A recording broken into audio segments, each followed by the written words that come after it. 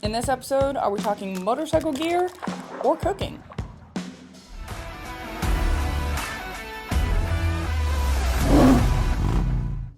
Hello everyone, my name is Alyssa and today we are talking about the internal helmet shape. This is something that is often overlooked but also goes hand in hand with proper sizing for comfort and safety. So there are three main shapes that the helmet internals come in. And if you've ever worn a helmet where after a long ride you've got hot spots in the front or the sides of your head, it's a telltale sign that you're in the wrong shape. The easiest way to determine the shape you need is to have a friend look at the top of your head. Another quick way to make a fast assumption is to look at the shape of the front of your face, as it usually matches on the top. And here in the United States, about 80% of the population can fit an intermediate oval. So that is the most popular shape here, and probably a good jumping off point as it's right in the middle of the spectrum.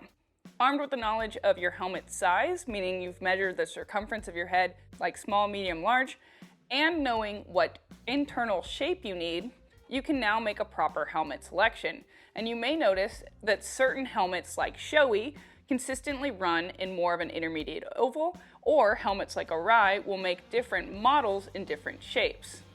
And you can also purchase additional foam kits for brands or cheek pads to customize the fit further. I'm standing on my soapbox today because helmet shape is often overlooked as maybe the coolest graphics only come in a size large, but it's a round helmet when you need a long oval. And it's not just for comfort, it's for safety.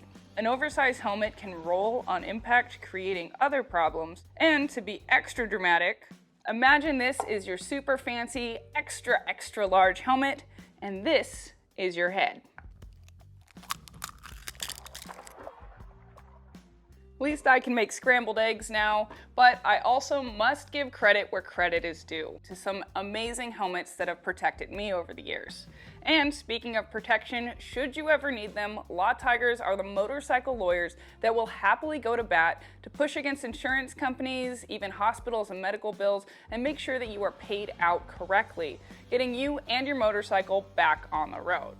So I'm asking you to embrace your inner Goldilocks and find a helmet that's not too tight, not too big, but fits just right. My name is Alyssa, and I'll see you in the next one.